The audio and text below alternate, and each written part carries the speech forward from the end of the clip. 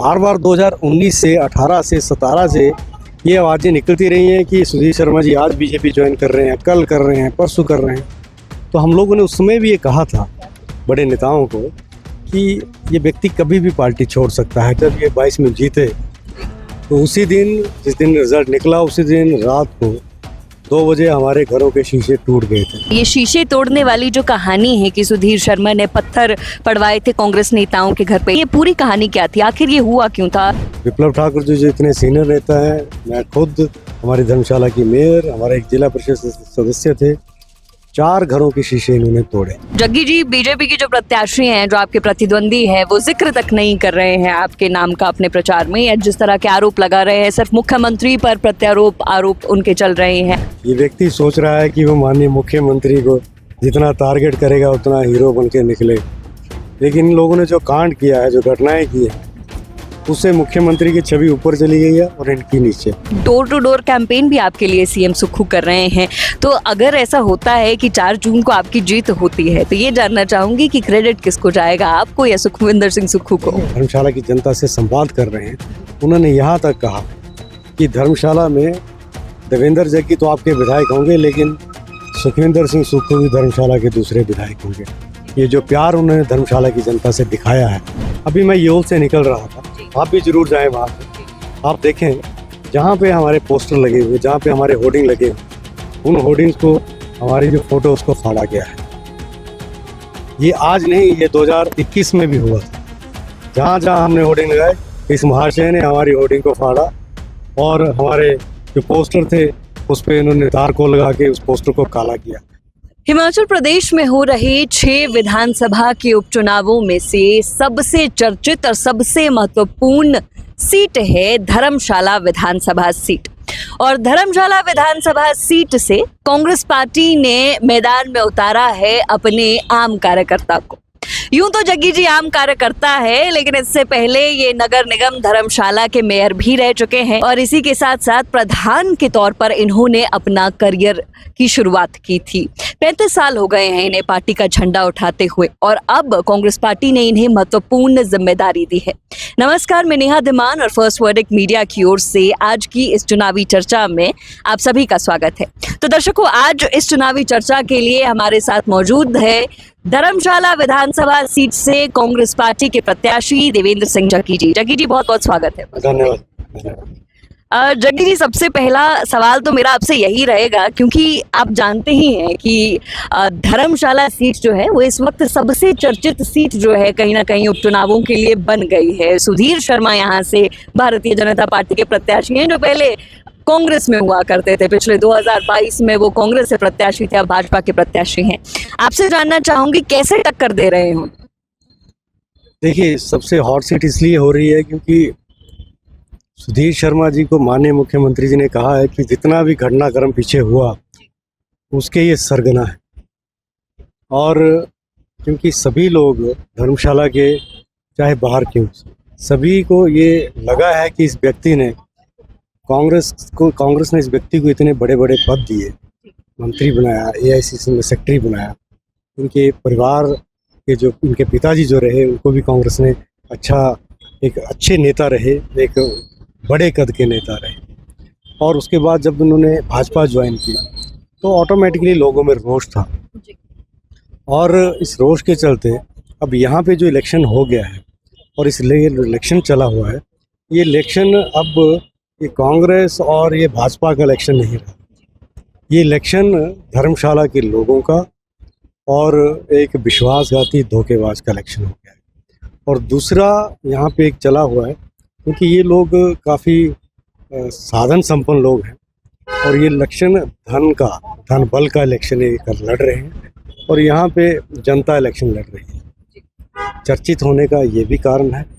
दूसरा, क्योंकि 14 महीने में ये व्यक्ति किसी से मिला नहीं है और 7 वाली कंस्टिट्यूंसी में चर्चाएं होती हैं और 14 महीने में मिला नहीं है तो लोगों में रोष है।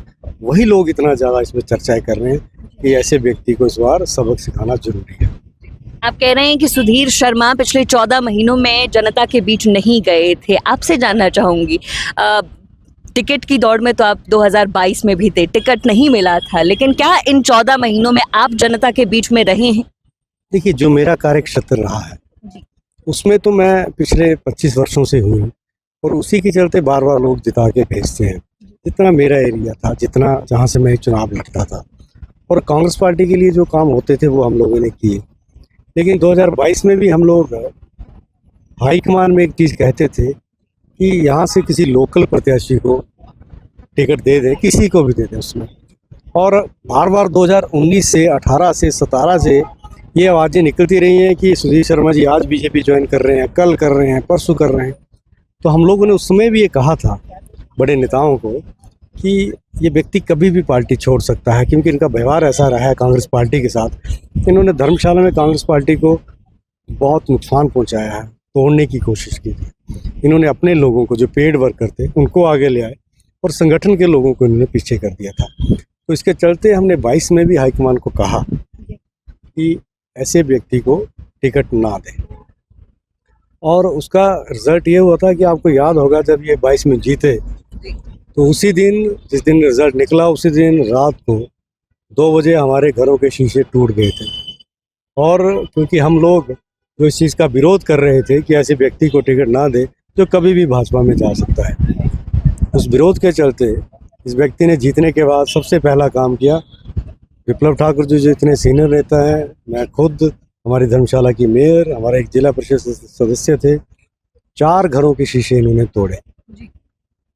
शीशे तोड़ के, चलो आपकी जो सोच थी आपने किया, लेकिन जनता का क्या कसूर था, उनसे क्यों नहीं मिले आप 14? ये आपसे जानना चाहूंगी मैं, ये शीशे तोड़ने वाली जो कहानी है कि सुधीर शर्मा ने पत्थर पड़वाए थे कांग्रेस नेताओं के घर पे, या आप लगातार आरोप लगाते हैं, कांग्रेस के कई अन्य नेता भी आरोप लगाते हैं, ये पूरी कहानी क्या थी? आखिर ये हुआ क्यों था और इसके प्रूफ्स क्या आप लोगों के पास हैं? देखिए, वहाँ से सीसीटीवी फुटेज लगी हुई थी, जी। जो लोग इनके साथ चले उनके वहाँ पे फोटोज़ हैं। और अब ऐसा हो गया कि अब वो लोग, क्योंकि जब ये वहाँ चले गए तो कुछ लोग ऐसे भी थे जिनके साथ इन्होंने बाद में बातचीत नहीं की होगी, तो वो लोग हमें कह रहे हैं कि हमारी कोई गलती नहीं थी, हमें पता नहीं था, इस व्यक्ति ने हमें कह दिया था, इसके घर से हमें आदेश आए थे। इसके घर पे रक्कड़ में जो लोग बैठे थे उन्होंने बताया कि वहाँ से 1:30 बजे 4 जगहों के लिए 4 गाड़ियाँ निकली एक समय पे, और हमसे उन्होंने फ़ोन पे माफ़ियाँ मांगी कि हमसे गलती हुई है। और तो लेकिन वो कहते हैं कि हमारा ना सार्वजनिक ना हो, क्योंकि अब समाज है, लोग बातें करते हैं। चलो, क्योंकि उनका खुद का दिमाग नहीं था, वो तो किसी के बहकावे में आके ये काम कर गए, तो हमने भी माफ़ किया चलो। लेकिन हम तो उसमें भी कह रहे थे कि इन्होंने करवाया, और अब वो लोग भी हमें बता रहे हैं। तो ये चर्चाएं तो पूरे शहर को पता है, सिर्फ नाम नहीं लोग लेते कि कहीं नाम ले दिया, उनका नाम ले दिया तो कहीं हमारे घर पे भी ना पड़ जाए। ऐसा यहाँ का माहौल रहा है, पहले भी डर का माहौल, भय का माहौल इन्होंने रखा है। कोई कार्रवाई उस वक्त नहीं हुई थी सुधीर शर्मा के खिलाफ? देखिए, हमने वहाँ पे FIR जो थी वहाँ लिखवाई थी, वहाँ पे एप्लीकेशन दी थी, और हमने कहा था कि इंक्वायरी करें। साथ में कांग्रेस की सरकार आ गई थी और पुलिस ने कहा कि हम इन्वेस्टिगेशन कर रहे हैं, लेकिन ऐसा कैसे पॉसिबल होता है? कैमराज वहाँ थे, लोगों की शक्लें वहाँ पे आई हुई हैं, पत्थर मारते दिख रहे हैं। जब गाड़ियाँ निकली हैं तो शहर में किसी न किसी कैमरे से तो वो आई हैं, इन्हीं के लोग थे। और हमें तो इसलिए कंफर्म हो गया कि उन्हीं लोगों ने बता दिया कि हमने किया हुआ और उसके कहने पे किया हुआ। तो ये चीज़ें तो चलो सार्वजनिक होगी।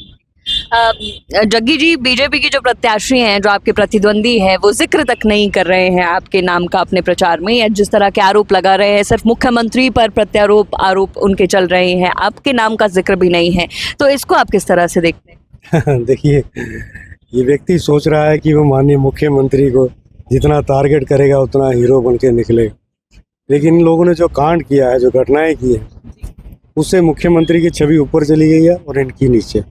आप देखना, जितने विधानसभा क्षेत्र में बाई इलेक्शन हो रहा है, सबसे बुरे हालत धर्मशाला में होने जा रहे हैं, सबसे बुरे। आज आप मेरा इंटरव्यू ले रहे हैं, 4 तारीख को आप रिजल्ट देखना, फिर मुझसे बात करना। धर्मशाला को जो रिजल्ट होगा वो पूरे हिमाचल में सबसे, मैं बीजेपी की बात नहीं कर रहा, यहाँ बीजेपी नहीं हारेगी। यहाँ पे वो व्यक्ति हारेगा जिसने धर्मशाला के लोगों के साथ विश्वासघात किया है, जिसने धर्मशाला के लोगों को धोखा दिया। और यहाँ पे धर्मशाला की जनता जीतेगी, देवेंद्र जग्गी नहीं जीतेगा। कांग्रेस पार्टी नहीं, धर्मशाला के लोग जीतेंगे। और वो व्यक्ति जीतेगा जो एक धोखेबाज है और जिसने धर्मशाला के लोगों के दिल तोड़े हैं, विश्वासघात किया उसके साथ। जग्गी जी, मुख्यमंत्री सुखविंदर सिंह सुक्खू खुद आपके लिए जमीन पर उतरकर प्रचार कर रहे हैं। सिर्फ बड़ी बड़ी जनसभाएं सीएम सुक्खू करते हुए नहीं दिखाई देते, बल्कि डोर टू डोर कैंपेन भी आपके लिए सीएम सुक्खू कर रहे हैं। तो अगर ऐसा होता है कि 4 जून को आपकी जीत होती है, तो ये जानना चाहूंगी कि क्रेडिट किसको जाएगा, आपको या सुखविंदर सिंह सुक्खू को? माननीय मुख्यमंत्री पूरे हिमाचल में जनसभाएं कर रहे हैं और क्योंकि वो बार बार कह रहे हैं कि जिसने ये सारी घटना की, जिसने सरकार को गिराने की कोशिश की, जिसने कांग्रेस पार्टी के साथ धोखा किया, जिसने हिमाचल सरकार को गिराने की कोशिश की, उसका सरगना जो है वो धर्मशाला में है। तो जो उनका टूर प्रोग्राम है पूरे हिमाचल में बन रहा है और वो धर्मशाला में भी आ रहे हैं, धर्मशाला की जनता से संवाद कर रहे हैं। उन्होंने यहाँ तक कहा कि धर्मशाला में देवेंद्र जग्गी तो आपके विधायक होंगे, लेकिन सुखविंदर सिंह सुक्खू भी धर्मशाला के दूसरे विधायक होंगे। ये जो प्यार उन्होंने धर्मशाला की जनता से दिखाया है, क्योंकि धर्मशाला की जनता, क्योंकि वो दुखी थी, उनके साथ विश्वासघात हुआ था, तो जनता आहत थी। उस पर मरहम लगाते हुए माननीय मुख्यमंत्री जी ने कहा कि धर्मशाला का दूसरा विधायक मैं होऊंगा। ये हमारे लिए बहुत बड़ी बात है, धर्मशाला के लोगों के लिए। और वो इनका विश्वास, जनता का विश्वास फिर से कायम करना चाहते हैं नेताओं के प्रति, कांग्रेस के प्रति। इसलिए ये सारी सभाएं हो रही हैं और मैं बार बार कह रहा हूँ, ये जो जीत होगी ये जनता की जीत होगी, ये धन बल के अगेंस्ट जीत है। आपको पता होगा कितनी सभाएं, सभी को पता कितना धन यहाँ पे लगा रहे हैं पूर्व के विधायक, लेकिन सामने जनता है, जनता सब जानती है। अभी मैं योल से निकल रहा था, आप भी जरूर जाएं वहाँ पे। आप देखें जहाँ पे हमारे पोस्टर लगे हुए, जहाँ पे हमारे होर्डिंग लगे हुए, उन होर्डिंग्स को, हमारी जो फोटो उसको फाड़ा गया है। ये आज नहीं, ये 2021 में भी हुआ था। जहाँ जहाँ हमने होर्डिंग लगाए, इस महाशय ने हमारी होर्डिंग को फाड़ा और हमारे जो पोस्टर थे उस पर इन्होंने तार को लगा के उस पोस्टर को काला किया। उसका रिजल्ट क्या हुआ? 2021 में जब हम दोबारा अपने लोगों के पास गए, हमने कॉर्पोरेशन का इलेक्शन लड़ा, तो भरपूर मार्जिन से लोगों ने हमें जितवाया। आज फिर ये ऐसी हरकतों पे उतरा है, तो हमारे पोस्टर फाड़ते रहे। मैंने कहा ये ना इलेक्शन देवेंद्र जग्गी नहीं, ये जनता लड़ रही है। अब जनता को कैसे फाड़ेंगे, जनता के पोस्टर कैसे फाड़ेंगे, वो हम लोग देखेंगे। ये जो आप कह रहे हैं कि कालिक लगाई या पोस्टर फाड़े, तो इस तरह के ये जो कृत्य हैं, ये सुधीर शर्मा के लोग कर रहे हैं कि सीधा आरोप सुधीर शर्मा पर है? उन्हीं के लोग कर रहे हैं और उन्हीं के कहने पे कर किए हैं उन्होंने 2021 में, और पूरा धर्मशाला जानता है और धर्मशाला के लोग बात करते हैं, उन्हीं के कहने पे किया है। लोगों की वीडियोस हैं जहाँ जहाँ उन्होंने किया है। आज फिर मैं देख रहा था, जब मैं बरवाला से आया तो हमारे वो होर्डिंग के जो हैं वो वहाँ से हमारी फ़ोटो निकली हुई है।